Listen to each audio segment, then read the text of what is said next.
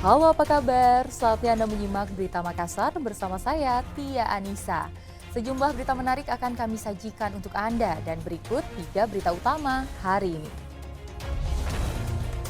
Seorang pemuda ditemukan tewas bersimbah darah di tengah jalan Trans Sulawesi Pangkep. Diduga korban menjadi korban tabrak lari. Unjuk rasa mahasiswa di kampus Universitas Islam Negeri Samatagoa diwarnai kericuhan. Sejumlah mahasiswa ditahan keamanan kampus. Beragam cara unik dilakukan para anggota DPRD Kota Parepare terpilih saat hari pelantikan, mulai dari konvoi perahu hingga mengendarai kuda.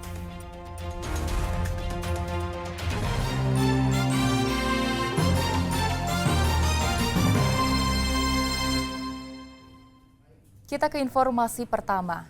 Diduga menjadi korban tabrak lari, seorang pemuda ditemukan bersimbah darah di tengah jalan di jalur Trans Sulawesi Kabupaten Pangkep. Polisi tengah melacak siapa pelaku yang diduga menabrak korban.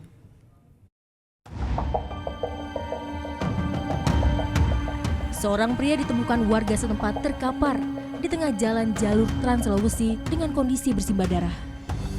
Korban diidentifikasi bernama Abdul Rahman, berusia 49 tahun, warga Kampung Erasa, Kecamatan Labakang. Ia diduga menjadi korban tabrak lari oleh pengendara di jalur Trans Sulawesi yang berada di Kecamatan Labakang, Kabupaten Pangkep. Warga dan polisi setempat mengevakuasi korban ke puskesmas. Sayangnya, nyawa korban tak tertolong karena mengalami luka serius di bagian kepala dan punggung. Dari hasil olah TKP unit Lakalantas Polres Pangkep, peristiwa tabrak lari itu terjadi pada Senin pagi, tepatnya pada pukul 05.45 waktu Indonesia Tengah. Korban yang hendak menyeberang ditabrak pengendara yang bergerak dari arah Kota Makassar menuju Kabupaten Baru. Hingga kini polisi belum bisa memastikan siapa pengendara yang menabrak korban. Sebuah mobil yang tidak diketahui identitasnya karena pada saat kejadian meninggalkan TKP yang bergerak dari arah selatan ke utara atau dari arah Makassar menuju Kabupaten Baru. Menyerempet seorang pejalan kaki yang diduga sementara menyeberang jalan dari arah timur ke barat. Untuk kronologis kejadian seperti itu. Untuk pengendara saat ini belum diketahui identitasnya karena setelah kejadian meninggalkan TKP. Petugas juga masih mengumpulkan rekaman CCTV di sekitar lokasi kejadian dan kemungkinan adanya saksi mata yang melihat. Sementara jenazah korban telah dimakamkan pada Senin sore di dekat rumahnya. Andi Muhammad Sardi melaporkan dari Kabupaten Pangkep. Kasus perundungan anak yang terjadi di salah satu sekolah menengah pertama di Kabupaten Goa terus berlanjut. Polisi telah memeriksa 6 saksi termasuk guru dan rekan korban yang merekam video.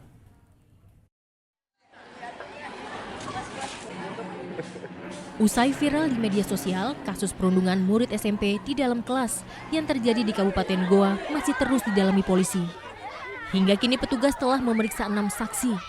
Ke-6 saksi tersebut termasuk korban, teman sekelas korban yang merupakan pelaku perundungan, perekam video aksi pemukulan, kepala sekolah, guru BK, dan sejumlah siswa yang menyaksikan kejadian perkelahian tersebut. Aksi perundungan ini terjadi di salah satu sekolah menengah pertama yang ada di Kabupaten Goa. Pemukulan terhadap siswa SMP itu terjadi pada 12 Agustus 2024 lalu. Karena pelaku dan korban merupakan anak di bawah umur, maka pihak kepolisian akan memberikan pendampingan. Tindakan dari kepolisian akan berbeda karena sudah diatur oleh peradilan anak. Ya, yang akan dilakukan oleh pendampingan oleh PPA dan dilakukan oleh pendampingan penelitian oleh Bapas. Kita masih dalami untuk dari hasil tindak lanjut. Ya, kita masih tindak lanjut. Ya. Dari pihak sekolah sudah, jadi anak sebagai yang provokator itu adalah anak sebagai saksi kita periksa. Sama yang merekam. Jadi berapa orang totalnya semua Pak yang sudah di? Kurang lebih 6. Ya. Sebelumnya aksi perundungan siswa di dalam kelas ini viral di media sosial. Dalam rekaman video, 2 orang siswa dengan beringas memukuli seorang siswa hingga terjatuh ke lantai dan tidak sadarkan diri. Perundungan ini diduga dipicu saling ejek antara korban dan pelaku. Kejadian ini juga mendapat perhatian dari pemerintah daerah setempat. Bupati Goa mendatangi sekolah untuk bertemu dengan keluarga korban dan pelaku. Sang bupati berharap kejadian seperti ini tidak terjadi kembali di kemudian hari. Andi Muhammad Sardi melaporkan dari Kabupaten Goa. Aksi unjuk rasa ratusan mahasiswa di kampus Universitas Islam Negeri atau UIN Samatagoa diwarnai kericuhan. Sejumlah mahasiswa terluka setelah dipukul pihak keamanan yang menghalangi aksi.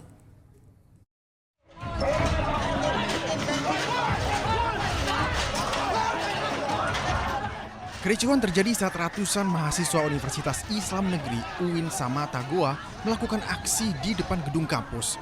Para mahasiswa ingin menemui pihak kampus, namun dihalangi pihak keamanan yang menutup pagar. Hal ini pun memancing emosi para peserta aksi hingga para mahasiswa berusaha menerobos pagar.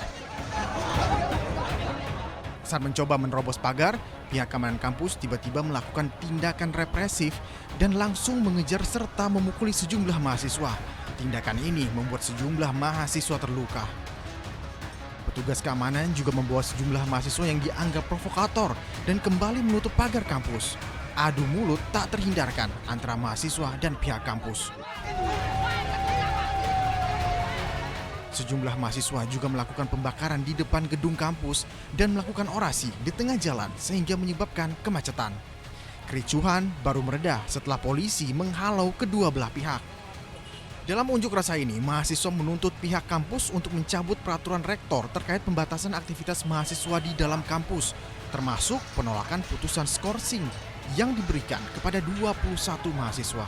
Rencananya, aksi unjuk rasa akan terus digelar hingga pihak kampus membatalkan aturan yang dinilai merugikan mahasiswa serta mencabut skorsing 21 mahasiswa.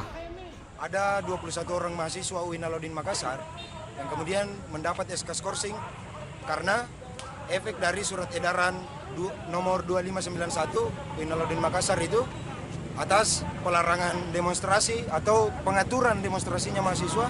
Anak-anak turun demonstrasi pada saat itu menolak surat edaran, tetapi surat edaran itu langsung diberlakukan dan membuat mereka diskorsing sebanyak 21 orang per hari ini. Itu meminta, mendesak agar Rektor UIN Alauddin Makassar, pimpinan-pimpinan yang ada di dalam ini itu mencabut SK skorsing dan mencabut juga surat edaran 2591 itu.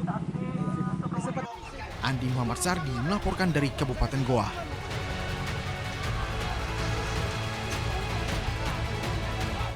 Kedatangan Paus Fransiskus ke tanah air disambut antusias oleh umat Katolik. Wakil Presiden RI ke-10 Yusuf Kalla menyatakan kedatangan Paus ke Indonesia merupakan kehormatan bagi Indonesia.